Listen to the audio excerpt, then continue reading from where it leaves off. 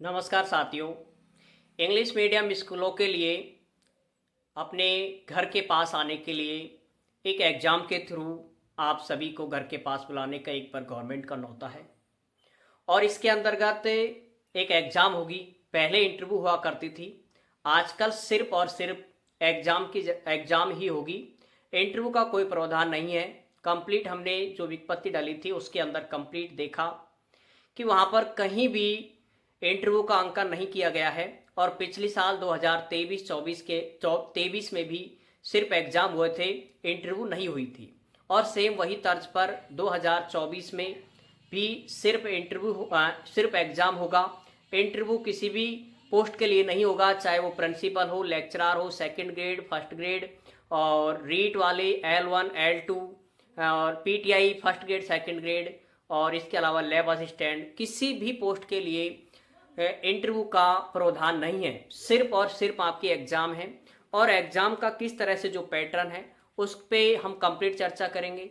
कौन इनके लिए पात्र होंगे, कौन अपात्र होंगे और यदि आपने काउंसलिंग करा ली तो क्या आपको ज्वाइन करना होगा या नहीं करना होगा। इसके अलावा क्या हिंदी, संस्कृत और सामाजिक वालों के भी पेपर अंग्रेजी में होंगे या फिर अपनी विषय में होंगे। इसके अलावा प्रोबेशन काल इससे आगे बढ़ेगा नहीं बढ़ेगा, इन सभी तमाम प्रश्नों पर यहाँ पर विस्तृत चर्चा करेंगे। तो यहाँ पर सबसे पहले आप जो है कि फॉर्म जो आपकी डेट दे रखी है वो आपकी दे रखी है 15 से 22 जुलाई तक। 15 जुलाई से 22 जुलाई पर आपको स्टाफ कॉर्नर, सबका स्टाफ कॉर्नर होता है गवर्नमेंट, जितने भी राजस्थान गवर्नमेंट कर्मचारी हैं, स्टाफ कॉर्नर पर आपको स्क्रीन पर ही आपको दिखाई दे जाएगा कि ऑनलाइन एप्लीकेशन के लिए स्क्रीन पर बार बार नोटिफिकेशन आता रहता है, तो वो आपको ये प्रदर्शित कर देगा कि इससे कि आपको इस लिंक को ओपन करके और आपको वो फॉर्म फिल करना है, जिसका भी वीडियो आपको बहुत जल्दी मिल जाएगा। जैसे फॉर्म शुरू होंगे उसके बाद आपको उसका वीडियो मिल जाएगा, जिससे आप सावधानी पूर्वक अपने मोबाइल की हेल्प से भी भर सकते हैं। यहाँ पर मुख्य रूप से जो फॉर्म को फिल कर सकते हैं वो लेवल 1 के टीचर और लेवल 2 के हैं। बाकी और सबका तो ट्रांसफर हो जाता है। लेवल 1 और लेवल 2 के लिए जो कि बाहरी डिस्ट्रिक्टों में है, जो कि बाहरी जिलों में है, जैसे जैसलमेर हुआ, बाड़मेर, जैसलमेर, बीकानेर, राजसमंद, डूंगरपुर, बांसवाड़ा, इस तरह के जो आउट ऑफ बिल्कुल अपने क्षेत्र से काफी दूर हैं और या फिर इधर वाले अपनी इधर की साइड पर हैं, इन सब के लिए बहुत ही सुनहरा मौका है। भाई ट्रांसफर तो होंगे नहीं, वो आपको लगभग पता है, काफी दिन से इस चीज पे चर्चा चल रही है, लेकिन इंटरव्यू के थ्रू आप आपके गृह जिले में आ सकते हैं। ठीक है, तो ये आप यहां पर लेवल 1 के और लेवल 2 के समस्त शिक्षा के किसी भी विषय के हो, चाहे वो संस्कृत का हो, विज्ञान, गणित, किसी भी विषय का हो, समस्त टीचर, मैंने यहां पर सभी अध्यापक लिख दिया। इसके अलावा जो स्पेशल एजुकेशन के हैं, जो स्पेशल एजुकेशन से जिन्होंने बीएड की है, उनके लिए यहां पर पात्र नहीं होंगे वो। ठीक है, स्पेशल एजुकेशन वाले पात्र नहीं है, इसके लिए पात्र नहीं है, क्योंकि इसमें अगर पात्र होते तो निश्चित रूप से इसकी जो विज्ञप्ति होती है उसके अंदर उन पोस्टों का अंकन होता। इसलिए विशेष स्पेशल एजुकेशन वाले जो भी हैं, बीएड आधारक, बीएसटीसी वाले, वो इसके लिए पात्र नहीं होंगे। दूसरा जो नंबर है वो है सेकंड ग्रेड सीनियर टीचर, उनके लिए भी है। ठीक है, वो भी अप्लाई कर सकते हैं। पीटीआई है third grade, second grade, PTI तीनों प्रकार के हैं, फर्स्ट ग्रेड, सेकंड ग्रेड और थर्ड ग्रेड वाले। ठीक है, इसके अलावा जो है वो है लैब असिस्टेंट वाले, उनको भी यहाँ पर फिल कर सकते हैं। इसके अलावा पुस्तकालय अध्यक्ष है वो भी यहाँ पर फिल कर सकते हैं। ठीक है, ये भी यहाँ पर फिल कर सकते हैं फॉर्म। और सबसे जो इंपॉर्टेंट पॉइंट है और जो सबसे ज्यादा पूछे जाने वाला प्रश्न है वो आपको यहाँ पर मैं बता रहा हूं कि लेवल 1 और लेवल 2 वाले केवल 5 जिले, जिन जिले में उनकी पोस्टिंग है उनके अलावा 5 जिले, अर्थात स्वयं के जिले को भी आप चूज करना चाहें तो टोटल 5 जिले आपको, केवल 5 जिले में, ठीक है, केवल 5 जिले में ही आप इसे भर सकते हैं। ध्यान रखना, 5 जिलों को भरना जरूरी है, अन्यथा उसको भी अपात्र घोषित कर देंगे। ये बात इन्होंने विज्ञप्ति में कही गई है, इसलिए आपको डिस्ट्रिक्ट का अंकन तो करना ही होगा, निश्चित रूप से आपको जिले को भरना होगा।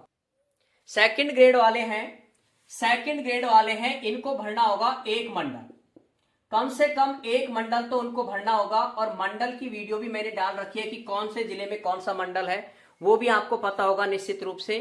तो यहां पर सेकंड ग्रेड वाले चाहे पीटीआई हो या कोई से भी हो, ठीक है, सेकंड ग्रेड होना चाहिए, वो एक मंडल का चयन करेगा। ध्यान रखना, जिस भी, जैसे वो जोधपुर मंडल का यदि कोई साथी है, यदि कोई जोधपुर मंडल का साथी है तो वो यहां पर जयपुर का भी चयन कर सकता है। जो साथी जोधपुर मंडल का है वो जयपुर भी मंडल भर सकता है, कोटा भी भर सकता है, उदयपुर, राजसमंद, जो भी उसको सुटेबल लगता है वो मंडल भर सकता है। ठीक है, इसके अलावा पीटीआई हैं, ये थर्ड ग्रेड वाले हैं तो उनको जिले चीज करने पड़ेंगे। कितने जिले? केवल 5 जिले। और लेक्चरर और फर्स्ट ग्रेड की बात कर रहे हैं यहां पर, सॉरी, फर्स्ट ग्रेड, ठीक है, फर्स्ट ग्रेड और प्रिंसिपल, फर्स्ट ग्रेड और पीओ जिनको प्राचार्य है, ये कोई से भी जिले में भर सकते हैं, मतलब ऑल डिस्ट्रिक्ट इनके लिए अलाउ है, इनके लिए किसी प्रकार का वो नहीं है। वैसे भी इनकी सीनियरिटी का यही रहता है, किसी भी जिले में वो चयन कर सकते हैं। तो ये तो रही आपको फॉर्म फिल करने से पहले जिलों का चयन करने की। अब यहां पर जो समस्या आती है वो ये आती है कि अगर आपने, मैं यहां पर मंडल भर दिए, कॉल आपने यहां पर आपने फॉर्म भर दिया, मंडल भर दिया, जिला भी भर दिया आपने, ठीक है, मंडल भरने के बाद भी वहां पर जिले की आपको वरीयता पूछेगा कि कौन सा जिले को आपको चूज करना है। इसके अलावा जैसे आपने ये दोनों काम कर दिए, मंडल और जिले भरने का, उसके बाद में यदि आपको जिस मंडल काउंसलिंग आपके वर्तमान के जो आपका जिला है उस पर होगी, जहां पर आप पोस्टेड हो वहां पर आपकी एग्जाम होगी और काउंसलिंग भी वहां पर होगी। काउंसलिंग में यदि आपने उपस्थिति दर्ज करा दी, ठीक है, अगेन इस चीज को मैं यहां पर नोट करके लिख देता हूं, ठीक है, अगर आपने काउंसलिंग यदि आपने करा दी तो आपको 100% उस स्कूल को ज्वाइन करना ही होगा। इस चीज का विशेष रूप से यहां पर ध्यान रखना है। अगर आपने काउंसलिंग के समय, जैसे कोई लेवल 2 का कोई टीचर है, ठीक है, यदि लेवल 2 का कोई टीचर है तो वो यदि उसको उन्होंने जयपुर डिस्ट्रिक्ट भर दिया, ठीक है, उन्होंने जयपुर, दौसा,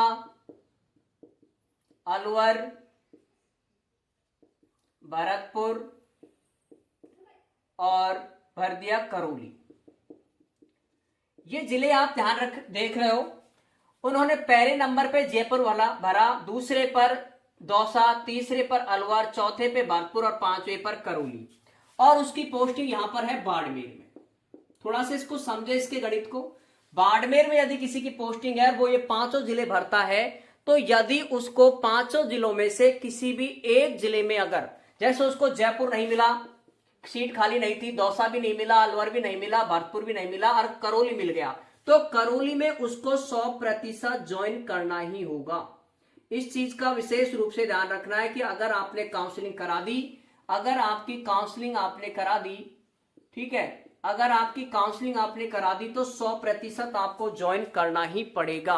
और ज्वाइन करने के बाद आपको मिनिमम 3 वर्ष के लिए, मिनिमम 3 साल के लिए आपको वहां पर सर्विस देनी ही होगी। 3 साल के लिए आपको जो भी स्कूल मिलेगी उसके अंदर आपको अपनी सेवाएं देनी होगी, ये बहुत ही जरूरी है। इसलिए ये नहीं कि जो भी साथी भरे, एक बार सोच समझ करके इसको फिल करना है। और पेपर में भी आपको बताऊंगा, पेपर भी मैं इसमें डालूंगा, जो पिछली साल का पेपर हुआ था मॉडल स्कूल का महात्मा गांधी का, जो भी ये पेपर था पिछले साल का, जिसमें अंदर पहले थे 60 प्रश्न हुआ करते थे, अब उसकी जगह पर 60 क्वेश्चन की जगह पर 100 क्वेश्चन कर दिए। तो मैं यहाँ पर 60 प्रश्नों वाला जो आपका पेपर है उसकी आंसर की और साथ में प्रश्न भी आपको अपलोड कर दूंगा, ठीक है। यूट्यूब पे 2 मिनट के वीडियो में आपको कंप्लीट वो पेपर की आंसर की और पेपर मिल जाएगा, ठीक है। अब इसके साथ साथ में ये तो ये रहता है, अब यहां पर ये 100% ज्वाइनिंग आपको करनी होगी। सेम उसी तरह से अगर आपको कोई सा भी मंडल मिलता है तो मंडल भी आपको काउंसलिंग के थ्रू वहां पर भी आपको स्कूल ज्वाइन होगी, जिस तरह से आपने पहले ज्वाइनिंग की थी, ठीक है। भाई सेकंड ग्रेड वालों को तो मंडल पे काउंसलिंग होती थी, वहीं पर स्कूल मिलती थी। सेम ऐसे कैसे ही आपको जिला स्तर पे काउंसलिंग होगी, ठीक है, वो सॉरी मंडल स्तर पे ही काउंसलिंग होगी आपकी वहां पर भी। और देखो थर्ड ग्रेड की जिला लेवल पे होगी, सेकंड ग्रेड की मंडल लेवल पे, और तीसरे जो फर्स्ट ग्रेड है प्राचार्य हैं, प्रिंसिपल, उनकी होगी उनकी निदेशक के स्तर पर होगी, ठीक है। तो यहाँ के बाद इनको ज्वाइन करने के बाद फिर आपको जिस भी स्कूल में ज्वाइनिंग मिल जाती है उसमें कम से कम 3 साल की सर्विस आपको देना मस्ट होगा। उसके बाद 3 साल के बाद में आप आपका किसी भी स्कूल में वो अपने स्तर पर भेजेंगे, आपके स्वयं के विवेक के स्तर पर नहीं भेजेंगे। इस चीज का भी ध्यान रखना है। और यदि आपकी को अच्छी जानकारी है तो वहां बीच में भी 3 साल से पहले भी किसी भी स्कूल में ट्रांसफर करवा सकते हैं। अब यहां पर प्रोवेशन काल का थोड़ा सा काफी मैटर है कि प्रोवेशन काल वाले फॉर्म फिल कर सकते हैं क्या नहीं कर सकते। तो जो प्रोवेशन काल में है, प्रोवेशन काल वाले हैं वो यहां पर अप्लाई कर सकते हैं, अप्लाई कर सकते हैं। उनका प्रोवेशन काल आगे नहीं बढ़ेगा। जैसे 6 माह 6 माह उन्होंने 6 माह यदि उन्होंने सेकंड ग्रेड में या थर्ड ग्रेड में, थर्ड ग्रेड, सेकंड ग्रेड या फिर फर्स्ट ग्रेड में उन्होंने सर्विस की है, मतलब उन्होंने जॉब की है, सर्विस की है, ठीक है। अब वो इंग्लिश मीडियम स्कूल में जाना चाहता है। इंग्लिश मीडियम स्कूल में यदि वो जाएगा तो बाकी के कितने महीने बचेंगे, 18 माह पर आपको यहां सर्विस देनी होगी, टोटल 24 माह पर। और फिर आपका स्थायीकरण हो जाएगा, स्थायीकरण होगा। स्थायीकरण हमेशा जहां पर आपकी वर्तमान पोस्टिंग होती है, जहां पर आपकी वर्तमान पोस्टिंग का मतलब यहां पर 18 माह तक आप जहां पर भी पोस्टिंग रही है आपकी वहां से होगा, ठीक है। जहां से आपकी 18 माह पोस्टिंग रही है वहां से आपका स्थायीकरण होगा, चाहे वो जिले का हो, चाहे मंडल का हो, चाहे निदेशक स्तर का हो, ठीक है। फर्स्ट ग्रेड वालों को तो खैर कोई इश्यू नहीं होता है इसका स्थायीकरण वालों का। सेकंड ग्रेड और थर्ड ग्रेड वालों को ये समस्या रहती है। तो जिस भी जिले में आपकी पोस्टिंग होती है उसी जिले में होता है। प्रोवेशन काल में आप अप्लाई कर सकते हैं। प्रोवेशन काल में आपकी जो सर्विस आपने की थी वो काउंट होगी, अर्थात गिनी जाएगी। उसके बाद के महीनों को आपको करना है और फिर आपका स्थायीकरण होगा। साथ साथ में आपकी ज्वाइनिंग, जो आपकी सीनियरिटी होती है, यहां पर जो आपकी सीनियरिटी है, ठीक है, जो आपकी सीनियरिटी है, सीनियरिटी आपकी लॉस नहीं होगी, ठीक है, नहीं होगी। ये बात भी इस विज्ञप्ति में कही गई है कि जैसे आपकी पोस्टिंग 2022 से है, यदि किसी की पोस्टिंग 2022 से है या 2018 से है, 2016 से है, तो वो उसी समय की मानी जाएगी। जो 18-16 है आपकी जो एसीपी लगेगी वो भी आपकी 2016 में पोस्टिंग है तो 16 से मानी जाएगी, 18 से है तो 18 से मानी जाएगी। अर्थात आपकी सीनियरिटी का 1% लॉस नहीं होगा। न तो सीनियरिटी का लॉस होगा, न ही आपकी एसीपी भरने का लॉस होगा, मतलब एसीपी लगने का। तो इसलिए इंग्लिश मीडियम से हिंदी मीडियम में जाने पर किसी भी प्रकार का कोई लॉस या फिर प्रॉफिट का तो सीधा है कि आप घर के पास आ जाओगे, ये आपके प्रॉफिट रहेगा। लॉस का किसी प्रकार का कोई काम नहीं है, ठीक है। लॉस उस स्थिति में हो सकता है जैसे आपने जयपुर को चुना और जयपुर को नहीं मिलकर के आपको कोई और जिला मिल गया या और मंडल मिल गया, तो आपके लिए समस्या हो सकती है, ठीक है। और मिनिमम जो क्वालिफिकेशन है वो आपको यहां पर मैं बता देता हूं कि मिनिमम जो क्वालिफिकेशन है उसके अकॉर्डिंग किस तरह से इनकी मेरिट बनेगी। सब चाहे कोई संस्कृत विषय का हो, चाहे कोई संस्कृत विषय हो, चाहे हिंदी हो, चाहे एसएसटी हो, मैथ के कोई से भी विषय का हो, पीटीआई हो, किसी भी विषय का हो, कॉमन पेपर होता है सबका। 80 नंबर की आएगी इंग्लिश।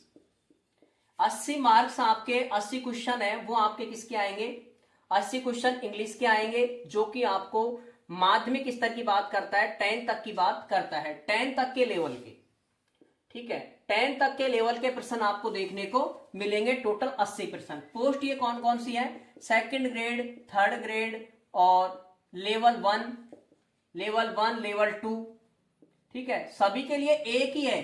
कहीं आप सोचो सेकंड ग्रेड के लिए अलग पेपर होगा, थर्ड ग्रेड के लिए, लेवल 1 के लिए, लेवल 2 के लिए, लैब असिस्टेंट के लिए या फिर पुस्तकालयाध्यक्ष के लिए, सबके लिए एक ही पेपर कॉमन होगा। ये नहीं कि अलग अलग होगा, सबका पेपर एक ही होगा, सबको एक जैसी ही मेरिट बनेगी, ठीक है, सबकी। अब वो इस तरह से मेरिट रहेगी भाई, सेकंड ग्रेड वाले हैं सब्जेक्ट के अनुसार अलग बन जाएगी। जितनी सीटें होंगी आपकी, जो भी मॉडल स्कूल, महात्मा गांधी स्कूलों में, मॉडल स्कूलों में जितनी स्कूल खाली होंगी उसके अकॉर्डिंग आपकी यहाँ पर जो कट ऑफ है वो चली जाएगी। भाई टोटल 80 क्वेश्चन, 20 क्वेश्चन आएंगे आपके सरकारी योजनाओं के, जो गवर्नमेंट की योजनाएं चल रही है वर्तमान में, ठीक है। इनकी भी एक छोटी सी क्लिप के रूप में सारी योजनाओं की आपको एक पीडीएफ टाइप में एक वीडियो मिल जाएगी जिसके अंदर आपको जो भी गवर्नमेंट की, चाहे वो दीक्षा से रिलेटेड हो, चाहे वो RKSMB हो, या फिर मिड डे मील हो, दुग्ध वाली हो, या फिर ये ग्रामीण ओलंपिक से रिलेटेड हो, जितनी भी योजनाएं चल रही है छात्रवृत्ति से रिलेटेड हो, सभी योजनाएं उनकी फुल फॉर्म में क्या है, उन सब की वीडियो भी मैं कोशिश करूंगा, निश्चित रूप से आपको मिल जाएगी। अब यहाँ पर टोटल ये प्रश्न आते हैं टोटल 100। अब 100 में से मिनिमम क्वालिफिकेशन के लिए कितने चाहिए? मिनिमम क्वालिफिकेशन के लिए यहाँ पर 40 क्वेश्चनों का होना जरूरी है। अब 40 तो मिनिमम चाहिए। अब कट ऑफ उस आधार पे बनेगी, जैसे किसी के 60 नंबर आए, फिर ज्यादा आए, 70 आए, तो उस आधार पे आपकी वो जो कट ऑफ जाएगी वो अलग स्थिति रहेगी। जैसे आपकी कंपटीशन में जाती है सेम उसी तरह से यहाँ का शेड्यूल रहेगा। अब यहाँ पर कुछ साथियों के और प्रश्न थे जिनका भी मैं यहाँ पर बारी से दे देता हूं। देखो, और फर्स्ट ग्रेड है जो ये फर्स्ट ग्रेड है, इनके लिए भी बता देता हूं थोड़ा सा। 70 क्वेश्चन आएंगे इंग्लिश के, 15 प्रश्न आएंगे आपके यहाँ पर नेतृत्व प्रशासन के, कि जो नेतृत्व प्रशासन स्कूल मैनेजमेंट से रिलेटेड, और 15 प्रश्न आएंगे वही आपको सरकारी योजनाओं के। तो ये टोटल प्रश्न आएगा, वही 40 मिनिमम क्वालिफिकेशन रहेगी। और जो नेगेटिव मार्किंग है वो 1/4 मार्क की आपको नेगेटिव मार्किंग देखने को यहां पर रहेगी। ठीक है, नेगेटिव मार्किंग आपकी रहेगी 1/4। तो निश्चित रूप से इसमें आपके अगर 60 से 70 के बीच में भी स्कोर रहता है तो निश्चित रूप से आपको कॉलेज, ये जो भी स्कूल होगी वो आपको निश्चित रूप से मिल जाएगी। अब यहाँ पर ये है, इसको सिर्फ ऑनली सिर्फ गवर्नमेंट टीचर ही भर सकते हैं, ये नहीं कि न्यू जो अभी लगे भी जॉब में भी नहीं है वो भी इसको भर सकते हैं, इस तरह नहीं भर सकते। इसके अलावा जो विडो कैटेगरी है, डिवोर्स कैटेगरी है, विकलांग कैटेगरी है, उनका भी निश्चित रूप से कुछ प्रॉफिट जरूर मिलेगा।